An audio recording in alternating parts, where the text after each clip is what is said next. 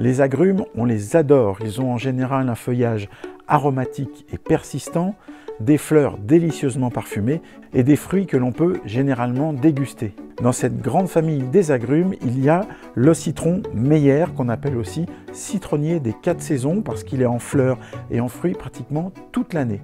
C'est d'ailleurs un des plus faciles à faire fructifier. Il est originaire de l'Asie du Sud-Est. Ses fruits sont relativement gros, d'une belle couleur jaune qui va virer au orange quand ils sont arrivés à maturité. Leur peau est fine et lisse, la pulpe est orange, juteuse et beaucoup moins acide que celle d'un citron classique. L'un de ses avantages, c'est sa rusticité puisqu'il peut supporter des températures de l'ordre de -11. Ça fait donc un des agrumes les plus rustiques. Il peut mesurer jusqu'à 2 ou 3 mètres de hauteur. Malgré sa bonne rusticité, il est quand même recommandé de le cultiver en pot, hors des régions au climat méditerranéen. Il a besoin d'un sol léger, bien drainé. N'hésitez pas à rajouter du sable si la terre est plutôt lourde et un peu de terre de bruyère car comme tous les agrumes, il apprécie les sols légèrement acides. Évitez par contre tous les sols calcaires. Si vous le cultivez en pot, choisissez un pot 2 à 3 fois plus grand que le pot d'origine. Choisissez de préférence un pot en terre cuite parce que la matière est poreuse et bien percée au fond. Installez au fond du pot un lit de billes d'argile pour faciliter le drainage. Rajoutez par-dessus un feutre de drainage et remplissez avec un bon terreau pour plantes méditerranéennes ou agrumes auxquels vous pourrez ajouter un petit peu de sable et de terre de bruyère. Et pour le citronnier Meyer, évitez de trop défaire le chignon racinaire. Il a besoin d'une exposition ensoleillée mais à l'abri du vent et il apprécie la chaleur mais pas la sécheresse. Donc pour l'arrosage, ce sera environ 1 fois par semaine en été et 1 à 2 fois par mois en hiver et surtout ne laissez pas d'eau stagnante sous le pot dans la soucoupe par exemple.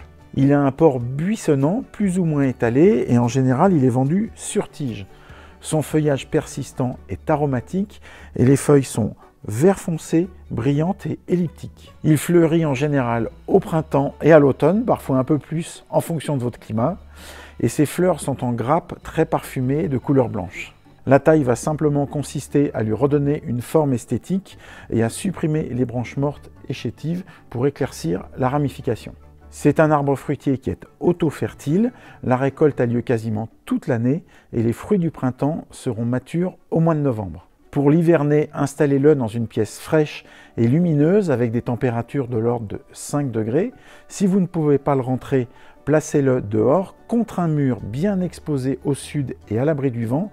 N'oubliez pas de surélever le pot sur des petites cales pour que l'eau d'arrosage de pluie s'écoule bien et protégez copieusement le pot puisque les racines peuvent geler par contact avec les parois du pot.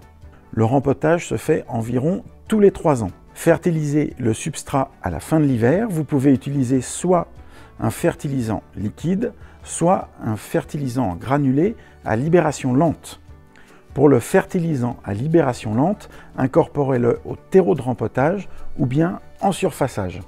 Utilisez de l'eau savonneuse et nettoyez les feuilles en cas d'attaque de parasites.